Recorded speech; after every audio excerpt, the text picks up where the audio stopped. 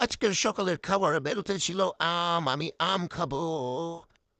So এখানে রাজশাহীর সুস্বাদু আমগুলো চলে এসছে আমার কাছে। আমাকে মা সকালবেলায় বলেছে, তুমি আম ও চিড়া দিয়ে সকালের নাস্তাটা করে ফেলো। সো এখানে চিড়া ভিজিয়ে রেখেছিল অলরেডি, এবং অনেকগুলো আম দিয়েছিল। সো আমি মাকে বললাম, তুমি আমগুলো আমাকে চিড়ে দাও, আমি আম দিয়ে চিড়া দিয়ে সুন্দর করে মেখে খেতে চাই। সো মা আমগুলো ছিলছে, এবং চিলা হয়ে গেলে সে বাটিতে আম দিয়ে দিবে। তারপরে হবে আম চটকিয়ে আম দিয়ে চিড়া দিয়ে মেখে এত সুস্বাদু খাওয়ার। সো এখানে দেখতেই পাচ্ছেন আমগুলো চিনতে অনেকটা সময় লেগে যাচ্ছে। আম চিরার পরেই কিন্তু আমি আমগুলোকে সুন্দর করে মেখে, আম দিয়ে চিড়া দিয়ে মেখে আমি চিরা আম খাই।